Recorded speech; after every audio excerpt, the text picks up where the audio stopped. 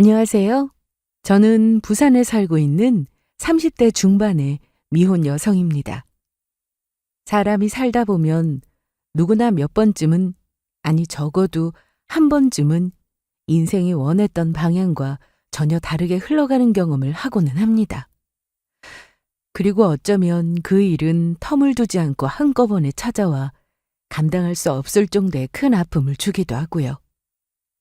하지만 분명한 건 그 어떤 일이 눈앞에 닥치더라도 결국 모든 것은 다 지나간다는 사실이었습니다. 얼마 전 저에게도 그런 일이 있었어요. 저를 너무나도 힘들게 했던 첫 번째 고비는 사랑하는 저희 엄마가 돌아가셨을 때 찾아왔습니다. 언젠가는 찾아올 일일 줄 알고 있었지만 그럼에도 막상 엄마가 돌아가시고 나니 견디기 힘든 슬픔이 들이닥치더라고요. 하지만 그 슬픔이 채 끝나기도 전에 저에게는 두 번째 고비가 찾아왔습니다. 그건 남자친구와의 파혼이었어요. 심지어 그것도 엄마의 장례식장에서 일어난 일이었죠. 하지만 끝에 가서 알게 된 사실은 결국 그게 저를 위한 일이었다는 겁니다. 그 일은 저를 힘들게 하는 시련이 아니라 엄마가 저에게 남긴 마지막 선물이었더라고요. 파혼이 오히려 선물이 된 사건, 궁금하지 않으세요? 그 스토리를 지금부터 들려드릴까 합니다. 그 사건들이 있기 전까지는 저는 그냥 평범한 인생을 살고 있었어요. 저는 학교를 졸업하고 20대를 마칠 때까지 다니고 있던 첫 직장을 관두고 공무원 시험 준비를 했습니다. 그리고 2년 뒤에 다행히도 시험에 합격했고요. 원하던 시험에 합격하긴 했지만 그렇다고 해서 인생이 엄청나게 꽃길이 되거나 기대했던 것처럼 다이나믹하게 달라지지도 않았습니다. 오히려 공무원이라는 그 조직의 특성상 조금 더 평균적인 삶을 살게 되더라고요. 그 평범한 일상 속에서 하루하루 더해지는 건 엄마의 잔소리였습니다. 30대 초중반을 지나는 나이에 있는 대한민국 평균 여성이라면 누구나 피해갈 수 없는 관문이 있었죠. 그건 바로 결혼에 대한 압박이었어요. 수진아, 엄마가 소원이 하나 있어. 아니, 나는 엄마가 그 소원을 이야기 안 하는 게 내 소원인데요? 너 진짜 시집 안 갈 거야? 나이가 몇인데 혼자 늙어 죽으려고 그래? 혼자 멋지게 살다가 늙어 죽는 게 제 꿈이에요. 저는 1년 전부터 부쩍 심해진 엄마의 잔소리를 피하기 위해서 부단히 노력을 기울이고 있었습니다. 굳이 잘 살던 본가에서 따로 떨어져 나와 회사 앞에서 자취방까지 구해서 살고 있을 정도로요. 하지만 엄마는 포기를 모르시더라고요. 마치 남은 인생의 유일한 목표가 제 결혼인 것처럼 아주 성하셨어요. 너 그럴 거면 도대체 연애는 왜 하는 거야? 아니, 여기서 그 이야기가 왜 나와요? 네가 하는 행동이 지금 그렇잖아. 결혼을 안 할 거면 그놈의 연애는 도대체 왜 하고 있는 거냐고. 엄마는 도저히 제가 이해가 되지 않는다며 본인 속으로 나았지만 무슨 생각을 하는 건지 알 수가 없다고 한탄을 하시고는 했죠. 네, 제가 소위 말하는 비혼주의였거든요. 저는 공무원 시험에 합격한 뒤에 친구와 모임을 가지다가 우연하게 남자친구를 소개받게 되었습니다. 그때 남자친구는 집으로 돌아가고 있던 길이었는데 술집 야외 테이블에서 술을 마시고 있다가 마주치게 되어서 인사를 하게 되었거든요. 제 친구의 친한 초등학교 동창이라고 하더라고요. 그렇게 친구가 남자친구와 몇 마디를 나누다가 괜찮으면 잠시만 합석하자는 말을 꺼냈고 저는 어차피 모르는 사람과 어울리는 것에 별 거부감이 없었기 때문에 괜찮다고 했었죠. 생각보다도 그날 모임은 즐거웠었고 처음 만난 사람인데도 이상하게 잘 통하는 구석이 있다 싶더라고요. 그날의 일이 계기가 되어 저희 셋은 그 뒤로 두어 번 정도 더 함께하는 만남을 가지게 되었습니다. 그러다 서로의 연락처를 교환했고, 나중에는 제 친구가 없이도 저희 둘만 만나는 날들이 늘어갔고요. 그렇게 사귀게 된 케이스였죠. 남자친구와의 연애는 다른 사람들과 그다지 다르지 않았습니다. 남들처럼 일주일에 한두 번 정도 만나서 밥을 먹고 카페를 가고 영화를 보고, 어떨 때는 너무 사이가 좋았다가 또 어떨 때는 미친 듯이 다투기도 했다가 지극히 평범했죠. 다만 다른 점이 있다면 딱 한 가지. 제가 남자친구와의 결혼을 생각해보지 않았다는 사실이었습니다. 아니, 정확하게 말하자면 남자친구가 아닌 그 누구와도 결혼을 생각해보지 않았었죠. 혼자 사는 삶이 너무 익숙하고 편해져서 내가 아닌 다른 누군가와 같은 집에서 평생을 함께 산다는 그림이 잘 그려지지가 않았거든요. 하지만 결혼을 하지 않는다고 해서 연애까지 하지 않아야 하는 것은 아니었으니까요. 저는 저와 생각이 비슷한 남자가 이 세상 어딘가에는 존재할 거라고 생각했습니다. 대신 연애를 시작하기 직전, 그러니까 남자친구로부터 사귀자는 고백을 받았을 때 저는 제 생각을 그 자리에서 즉시 밝혔습니다. 사귀자고 말하기 전에 네가 미리 알아둬야 할 게 있어. 나 사실은 비혼주의자야. 네가 비혼주의자라고? 둘 다 이제 마냥 적은 나이는 아니고 하니까 시작하기 전에 너한테도 미리 알려줘야 한다는 생각이 들었어. 서로 시간 낭비할 필요는 없잖아. 제 갑작스런 고백에 남자친구는 조금 당황한 눈치더라고요. 저는 속으로 거절당할 각오를 하고 있었고요. 그런데 뜻밖에도 그 사람은 상관없다는 대답을 했습니다. 상관이 없다고? 사람 일 어떻게 될지도 모르는데 지금 그게 무슨 의미가 있어? 그리고 비혼주의자까지는 아니지만 나도 당장에 누군가와 결혼할 생각도 없고. 그래도 네가 결혼할 생각이 조금이라도 있는 거면 시간 낭비 아닐까? 난 그렇게 생각 안 해. 우리한테 결혼이라는 게 있을지 없을지도 모르는데 불확실한 미래 때문에 당장 네가 좋은데 안 만난다는 게 오히려 시간 낭비라고 생각해. 그렇게 미리 서로 간의 동의를 구한 후에 시작한 연애였습니다. 제가 연애를 시작했다는 소식에 제일 기뻐한 사람은 바로 저희 엄마셨어요. 전 남자친구와 연애를 끝낸 지 5년 만에 새로 시작한 연애였거든요. 엄마에게 연애 사실을 알릴 생각은 없었지만 우연하게 제 자취방 앞에 찾아온 엄마와 셋이서 마주치게 되는 바람에 얼떨결에 인사를 시키게 되었었죠. 그 뒤로는 아주 가끔씩 차도 같이 마시기도 했고요. 저는 오히려 이 만남이 불편하지 않을까 생각했었는데 남자친구가 워낙에 넉살이 좋은 타입이더라고요. 어머님 하면서 저희 엄마한테 먼저 연락해서 서로 안부를 주고받기도 하더라고요.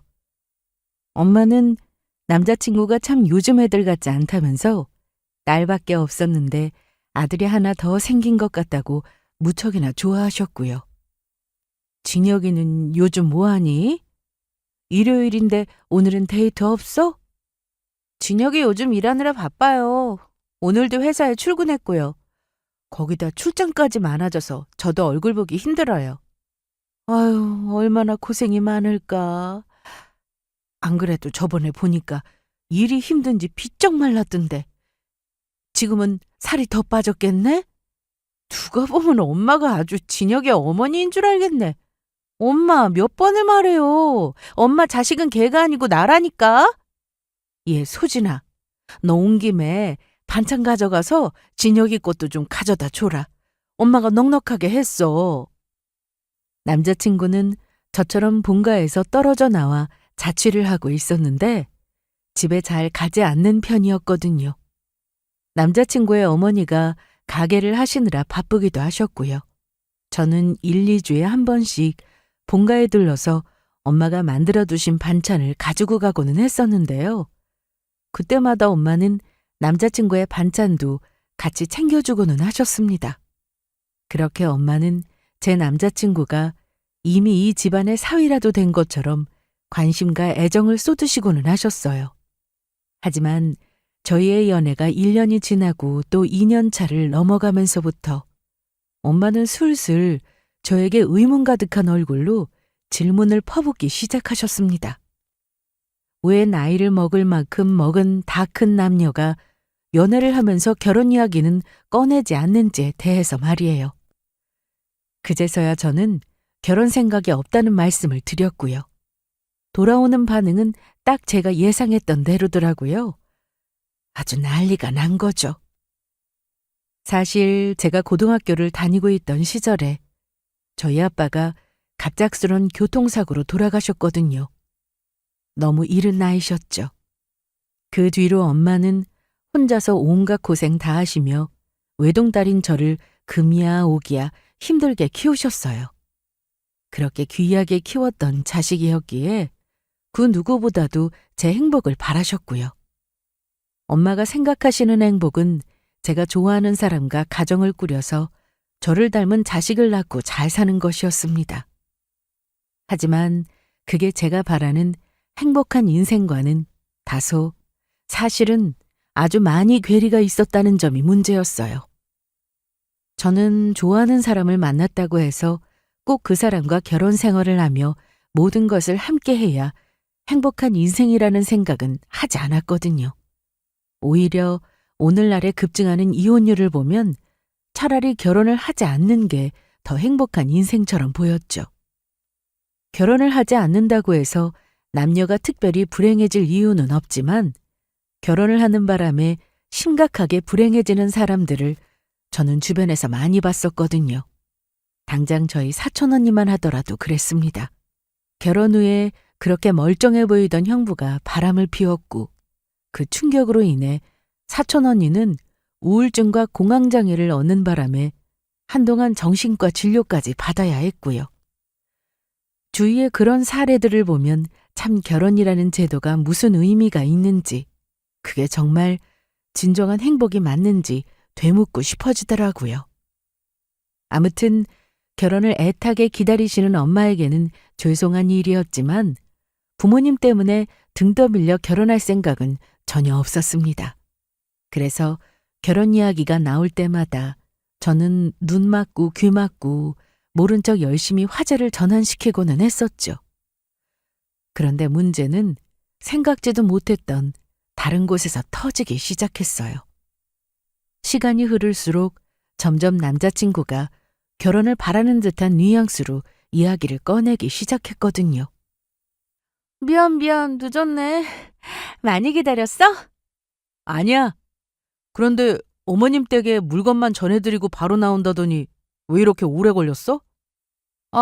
자기도 알잖아. 물건만 놓고 나오려는데 또 엄마한테 붙들렸지 뭐. 결혼 안 할 거냐. 내 친구는 손주가 벌써 초등학교에 들어간다더라. 얼마나 난리이신지. 저는 조금 전까지 엄마와의 대화를 상기시키며 진저리를 쳤어요.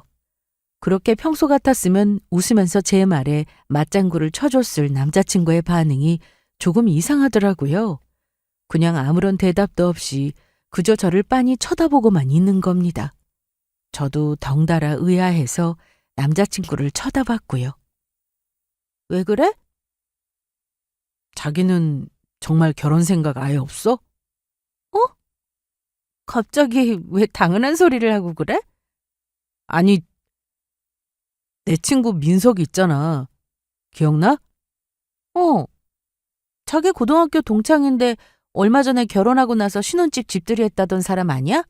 맞아. 최근에 거기 다녀와서 생각을 많이 해봤는데 결혼을 하는 것도 나쁘지 않아 보이더라고. 뭐? 그 말을 듣는데 당연히 당황스러웠습니다. 최근에 부쩍 결혼식이니 동창이니 신혼집 집들이니 하면서 남자친구 주변에 커플 동반 행사가 많았던 것은 사실이었어요. 그리고 그런 모임에 다녀올 때마다 남자친구의 기분이 조금 우울해 보이기는 하더라고요. 뭔가 이유가 있을 것 같다는 생각을 하기는 했지만 그게 설마 이런 이유일 거라고는 전혀 짐작하지 못했었습니다. 그런데 갑자기 저 말을 듣고 나니까 마치 모든 퍼즐이 끼워 맞춰진 것처럼 머리가 댕 하고 울리더라고요. 그래서 요즘 그렇게 기분이 안 좋았던 거야? 언제부터 그런 생각을 한 거야? 조금 된 것 같아.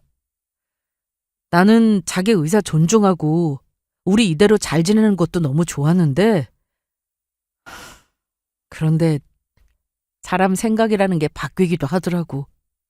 우리 지금까지 아무런 문제 없이 잘 지냈으니까 앞으로도 결혼해서 더 잘 지낼 수 있을 것 같기도 하고. 당황해서 말을 잇지 못하는 저에게 남자친구는 그럴 줄 알았다는 얼굴로 한마디를 덧붙였습니다. 나는 이제 욕심이 생긴 것 같아. 자기랑 결혼하고 싶은 욕심 말이야. 그냥 한 번만이라도 우리 결혼하는 문제에 대해서 다시 진지하게 생각해 볼 수는 없을까?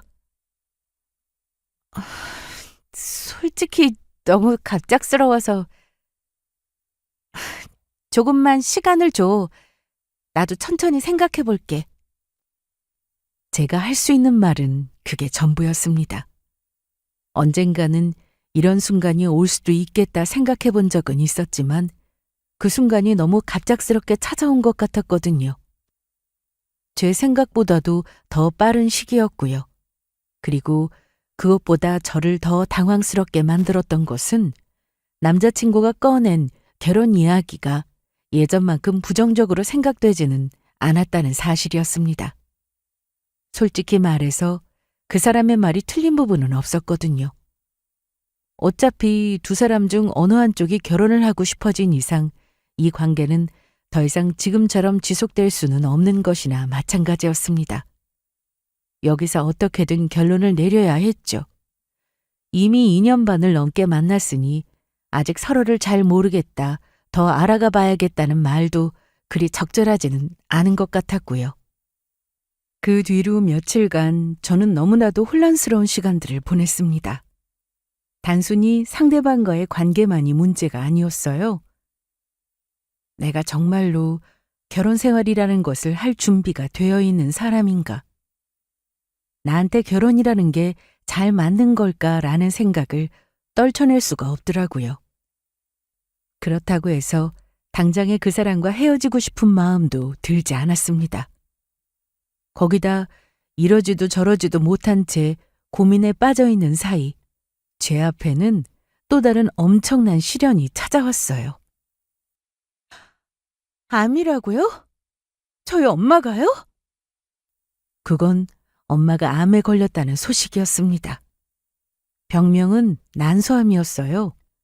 몇 달 전부터 엄마가 요즘 자꾸 소화가 되지 않고 저녁에 소변을 자주 보러 가게 된다는 말씀을 하셨거든요.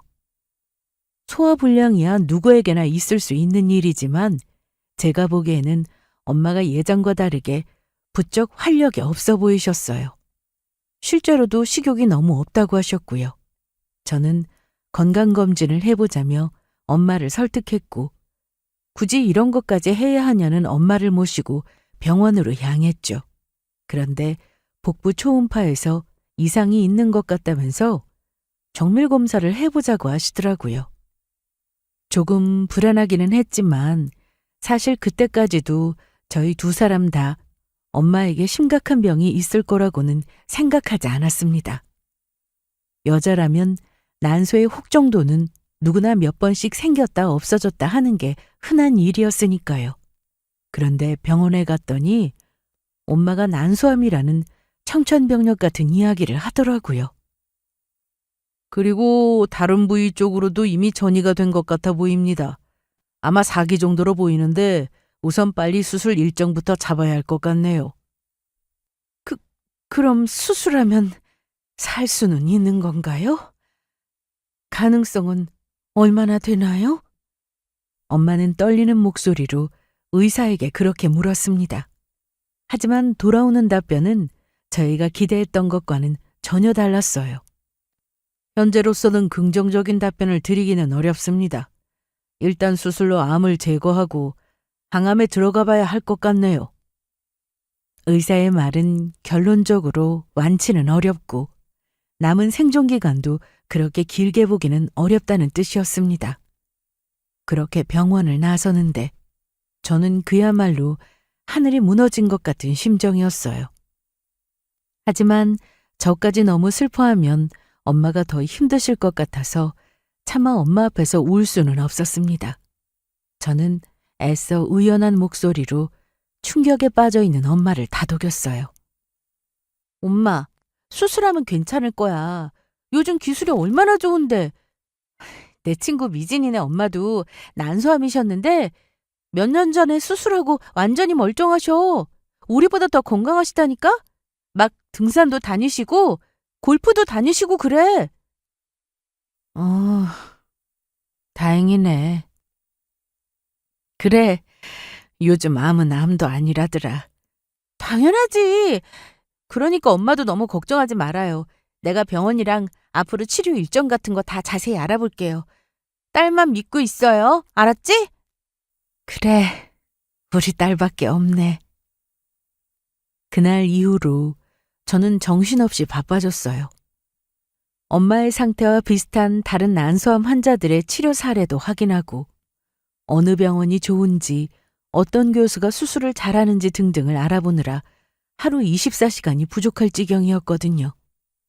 자기 많이 놀랐지? 아휴, 지금 마음이 너무 안 좋겠다. 좀 괜찮아? 괜찮아.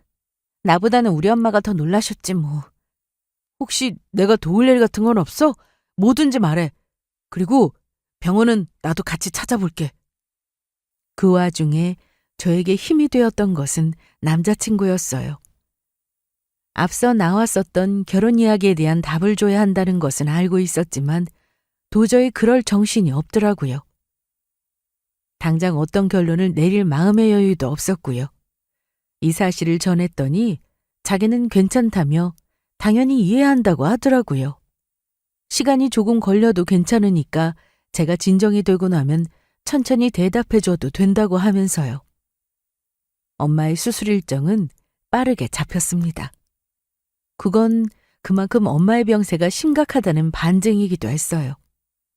수술에 들어가기 직전 저는 엄마의 두 손을 꼭 붙잡고 다 잘 될 거라고 몇 번이고 말했습니다. 하지만 결과는 그리 좋지 않았어요.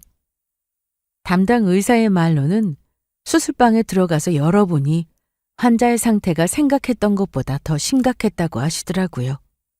할 수 있는 한 최선을 다해서 암을 제거하기는 했지만 제거할 수 없는 부분도 많았다고 했고요. 원래 난소가 워낙 깊은 곳에 있는 장기라서 더 그렇다고 하더라고요. 너무나 실망스러운 소식이었지만 달리 방법이 있는 것도 아니었습니다. 엄마는 몸을 조금 추스르신 후에 본격적으로 항암 치료에 들어갔어요. 항암 치료는 예상했던 것보다도 훨씬 더 쉽지 않았습니다.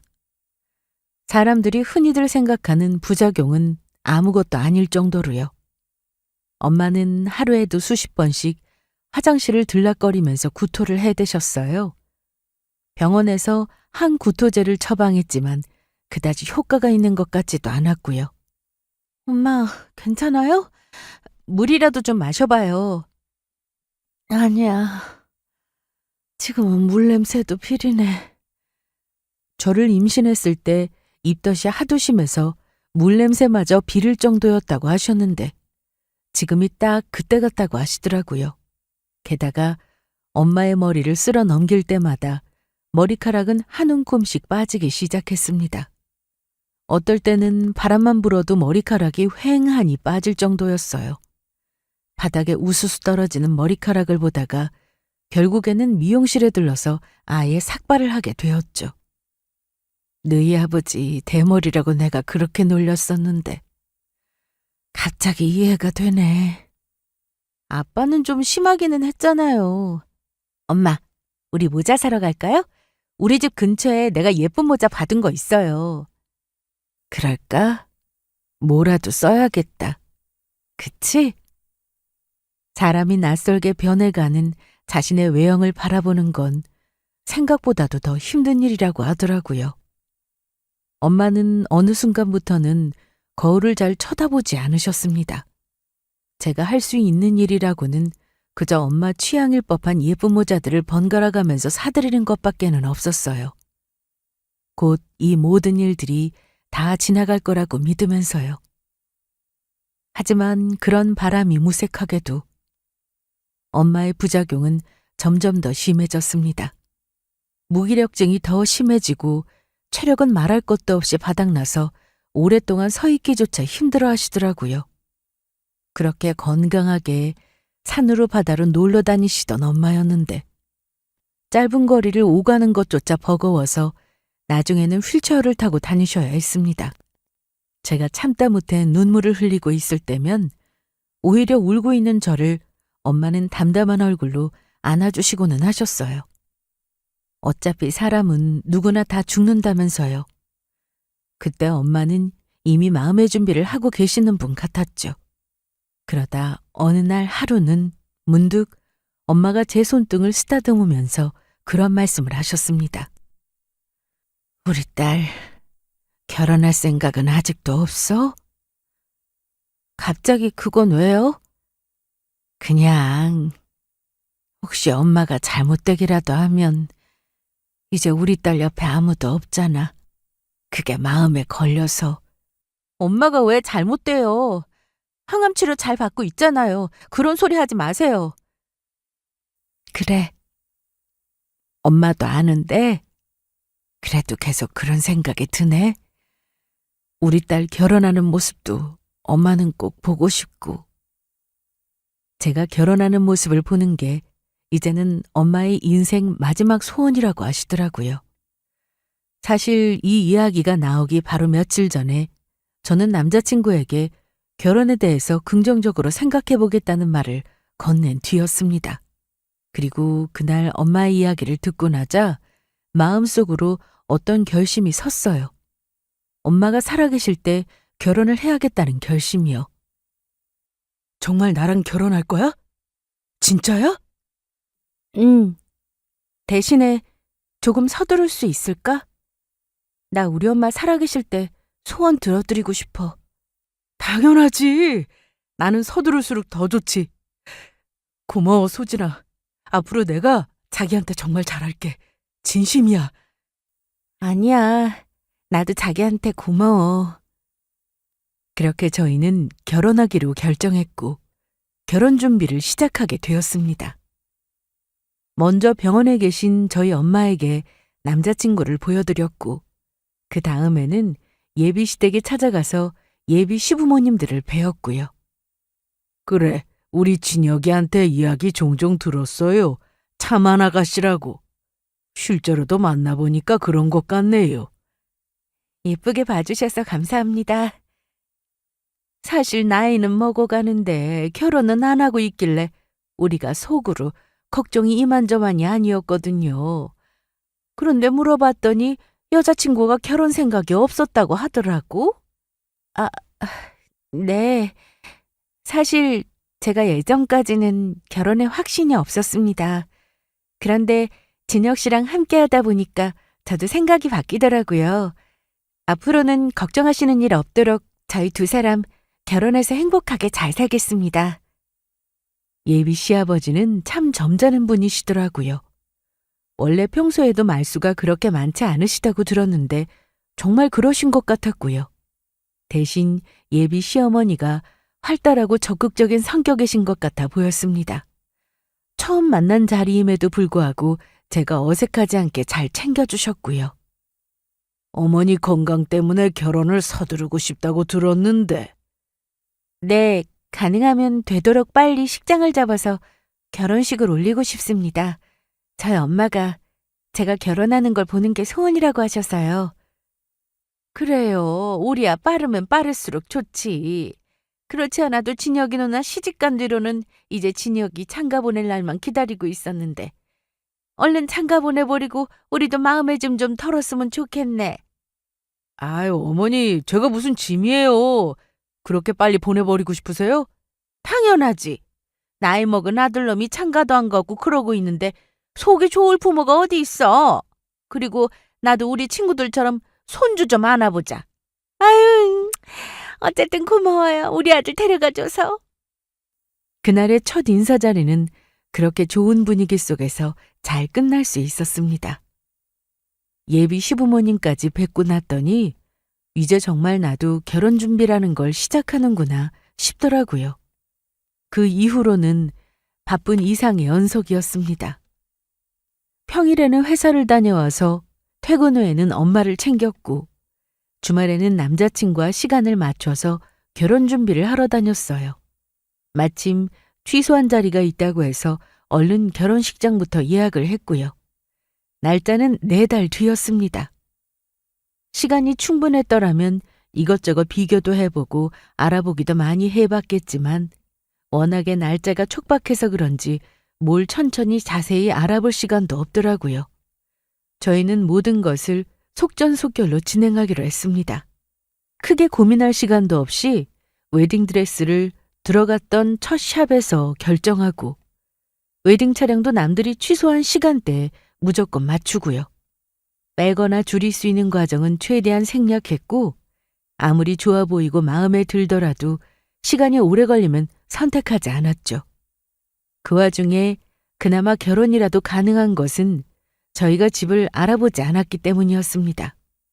우선은 결혼식을 올리는 것이 목적이었기 때문에 집을 합치는 일은 서서히 준비하기로 했었거든요.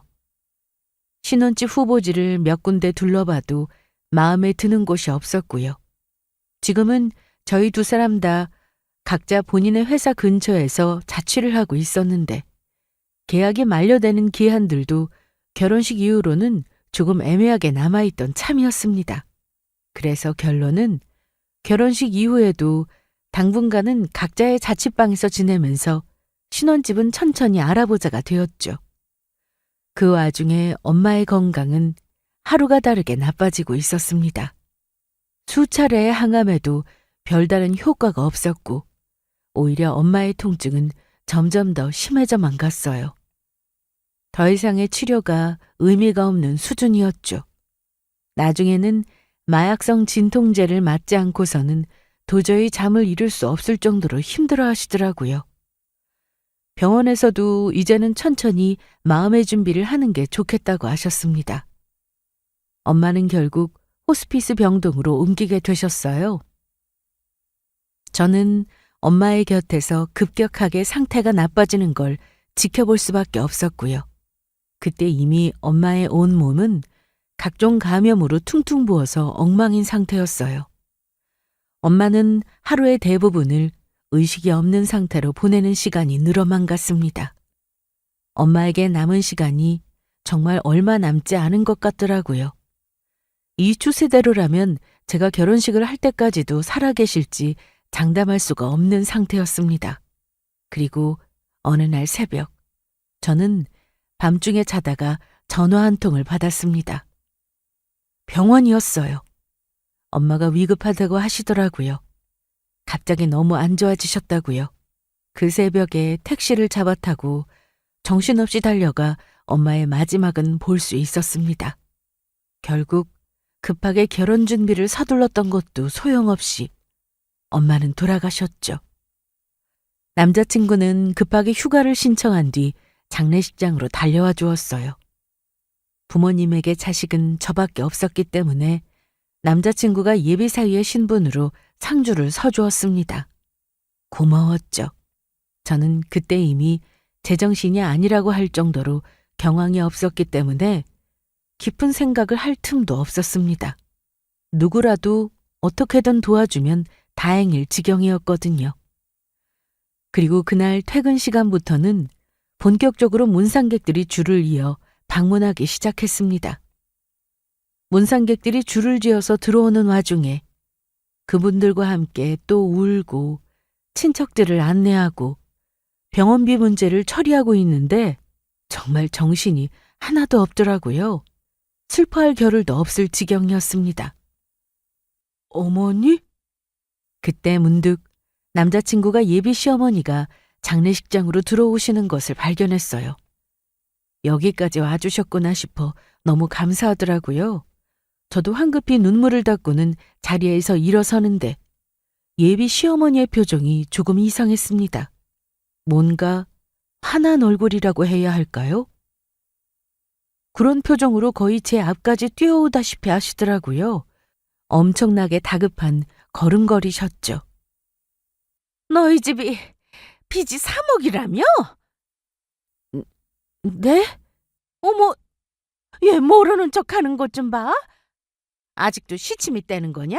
내가 다 듣고 왔어. 저는 어안이 벙벙했습니다. 우선 저를 향한 공격적인 말투도 그랬지만 예비 시어머니가 저를 보자마자 내뱉은 그 말의 내용이 너무나도 황당했거든요. 갑자기 그게 무슨 말씀이세요? 어머니, 갑자기 왜 이러세요? 얘 친여가, 너 당장 파혼해라. 이게 어디서 남의 귀한 집 아들 인생을 말아먹으려고? 저보다 더 황당한 것은 제 옆에 서 있던 남자친구였어요. 남자친구는 기겁을 하면서 본인의 어머니를 말리기 시작했습니다. 하지만 예비 시어머니의 입에서는 계속해서 믿기 힘든 이야기가 흘러나오고 있었어요. 내가 이 동네 사는 친한 친구 통해서 다 들었어. 너희 엄마 빚이 3억이라고? 자세히 듣고 보니 사정은 이러했습니다. 예비 시어머니에게는 엄마와 같은 동네에 사는 친한 친구가 있었어요. 저희 엄마와도 친구인 사이였지만 예비 시어머니와 조금 더 친한 사이였다고 하더라고요. 사실 같이 친구 사이라는 걸 알게 된 것도 최근의 일이었고요. 그런데 오늘 엄마가 돌아가셨다는 소식을 받고는 이 이야기를 해도 될지를 모르겠다며 예비 시어머니에게 전달한 모양이었어요. 저희 집에 빚이 있다고요. 그게 사실이야? 당황한 얼굴이 된 남자친구는 저에게 물었습니다. 저는 이 상황이 너무 황당하게 짝이 없었어요. 일단은 맞아. 맞기는 한데 너 어떻게 나랑 결혼하면서 그런 걸 숨길 수가 있어? 아니, 그건 나랑 상관없는 빚이고 또 너희 엄마 돌아가셨는데 이젠 네 빚이지. 내가 걔를 안 만났으면 너 이거 끝까지 숨기고 내 아들이랑 결혼하려고 한 거야? 저는 황당해서 말문이 막혔어요. 제 이야기는 끝까지 들어볼 생각도 하지 않은 채 일단 맞다는 그 사실에 꽂혀서 저한테 소리를 지르기 시작했거든요. 심지어 남자친구는 제가 생전 처음 보는 낯선 얼굴을 하고 있었습니다. 니네 집 빚이 그렇게 많으면서 나랑 결혼하려고 했냐? 미친 거 아니야? 네가 생각하는 그런 거 아니야. 여기서 이러지 말고 나중에 이야기해. 뭘 나중에 이야기해? 너 빚 숨기고 와서 결혼하려는 거 사기인 거 알아? 뭐라고? 너 결혼 서두른 것도 다 네 엄마랑 짜고 친 거지? 이거 순사기꾼 아니야? 두 사람은 이제 길길이 날뛰기 시작했습니다. 차마 입에 담지도 못할 별소리를 다 꺼내기 시작하더라고요. 미친 인간들처럼 파혼하자며 소리를 질러대니 당연히 그 자리에 있던 문상객들도 전부 다 당황해서 몰려오기 시작했고요. 아니, 무슨 일이에요? 여기서 뭐 하는 짓입니까? 내가 지금 안 이러게 생겼어요? 이게 얼마나 황당한 짓거리를 했는지 알기나 하고 하는 소리냐고! 알았으니까 그만하고 가세요. 파혼하자고요. 뭐? 그만하고 가세요? 이게 아직도 차랬다고? 그 자리에 있던 사람들이 몰려와 뜯어말리기 시작했지만 소용이 없었습니다. 파혼하자는 제 말에도 예비 시어머니는 분이 안 풀리는지 계속해서 소리를 지르면서 깽판을 치기 시작했거든요. 진짜 살다 살다 별 미친 집안을 다 보겠네. 아프다고 결혼 서두르자고 할 때부터 내가 알아봤어. 남의 아들 인생 말아먹으려고. 그런데 거기까지 말하던 예비 시어머니의 눈이 갑자기 커지기 시작했습니다. 정확하게는 제 뒤에 서 있던 누군가를 보고서요. 저는 뒤를 돌아봤어요. 그 자리에는 엄마의 사촌 남동생, 그러니까 저에게는 오촌 외당숙이 서 계셨죠. 정말 화가 난 얼굴로 예비 시어머니와 남자친구를 노려보시면서요. 설마 했는데 정말 기가 막히네요. 저는 헛것이라도 본 줄 알았습니다.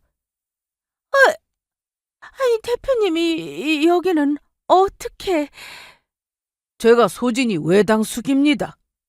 그 말에 예비 시어머니는 경기를 일으키며 온몸을 부들부들 떨기 시작하더라고요. 그 모습에 남자친구도 당황했는지 옆에서 본인의 어머니를 왜 그러냐며 흔들어댔고요. 그동안 사장님이 좋으신 분이라고 생각했는데 아무래도 제가 사람을 잘못 봐도 단단히 잘못 본 모양입니다. 그게 아닙니다. 뭔가 오해가 있어요. 그래요. 오해가 있었습니다, 대표님. 무슨 오해요?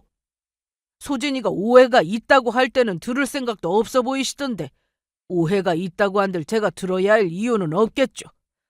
당장 나가주시죠. 대표님, 그게 아닙니다. 정말 오해가 있었어요. 아이고. 어머니 왜 그러세요? 저 사람 누군데요? 예비 시어머니는 오해가 있었다며 부르짖기 시작했고 결국에는 외당숙이 부른 사람들에 의해서 밖으로 내쫓기게 되었습니다. 아, 남자친구 놈도 함께요. 방금 뭐예요, 외삼촌? 소진이 네가 너무 놀랐겠구나. 외당숙이 어릴 때 외할머니 집에서 저희 어머니와 함께 자랐었거든요. 그래서 저희 엄마와는 친형제 자매보다도 더 친한 사이였고요. 당연히 저와도 마찬가지였습니다. 제가 그냥 외삼촌이라고 부를 정도로 가까운 사이였죠. 저희 엄마의 병 소식에 누구보다도 슬퍼하셨던 분이 바로 외당숙이셨고요. 눈앞에서 폭풍 같은 이들이 다 지나가고 나서 듣게 된 사연은 정말 우연과 우연의 연속이었습니다. 예비 시어머니는 시내에서 백반집을 하고 있었어요. 그 가게가 하필이면 저희 외당숙이 대표로 있는 회사 바로 근처였다고 하더라고요. 저는 예비 시어머니가 식당을 하는 동네만 대충 알았지 정확히 위치는 모르고 있었거든요. 야간까지 여는 곳이 거기밖에 없어서 야근을 자주 하는 외당숙은 그곳의 단골 손님이었다고 하셨고요.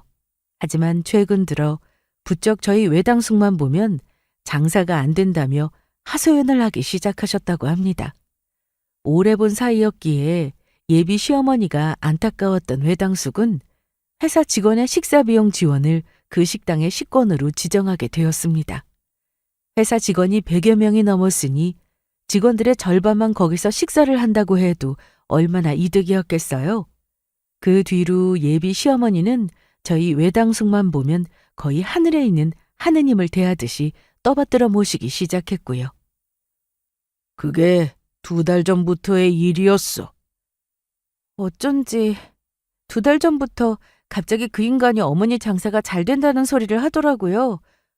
어떻게 이런 우연이 다 있어? 그나저나 빈 이야기는 다 뭐냐?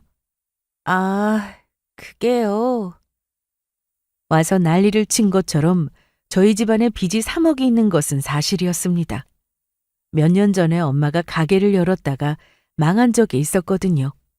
하지만 저에게는 상속받을 부동산이 따로 있었습니다. 빚이 3억이지만 부동산은 9억 정도였으니 충분히 팔아서 갚을 수가 있는 상태였고요. 다만 엄마가 갑작스럽게 병이 깊어지시는 바람에 부동산을 미리 정리할 시간이 없어서 놔둔 것이었습니다. 굳이 남자친구에게 알리지 않았던 이유도 어쨌거나 빚이든 건물이든 저에게 다 넘어오기 전의 일이었기 때문이었죠. 그날 이후 저희는 당연히 파혼을 하게 되었습니다. 장례식이 끝나자마자 다시 2사람이 찾아와 빌기 시작했지만 재결합은 어림도 없는 일이었죠. 나중에 저는 엄마의 빚 소식을 알렸다는 그 친구분을 통해서 물려받을 부동산이 있다는 소식을 따로 흘렸습니다. 당연히 그 소식까지도 순식간에 두 모자의 귀에 들어가게 되었고요. 아마 지금쯤이면 배가 아파서 땅을 치고 있지 않을까요? 게다가 외당숙 네 회사의 식사 지원 계약까지도 취소되었습니다. 그것까지 취소되면 우리 어머니 가게 진짜 망해. 다시 만나자고는 안 할게. 제발 자기가 그 대표님한테 한 번만 잘 좀 이야기해주면 안 될까? 누가 네 자기야? 그리고 내가 왜? 우리 그동안 만났던 정이라도 있잖아. 그러는 너는 정이 넘쳐서 다른 곳도 아니고 우리 엄마 장례식장에서 그 난리를 피웠고? 그 뒤로 저는 그 인간의 모든 연락처를 차단했고 그 집안 식구들도 더 이상은 저를 찾아오지 않았습니다. 하루아침에 관계를 정리하고 나니 정말 별의별 생각이 다 들더라고요. 제가 사랑했던 사람이 내가 하는 말은 들을 생각조차 하지 않은 채로 우리 엄마의 빈소에서 저에게 소리를 질러대던 그날의 충격도 아직 가시지 않았고요. 그동안 우리가 해왔던 건 다 뭐였을까? 그런 게 사랑이기는 했던 걸까 하는 허탈함이 몰려왔죠.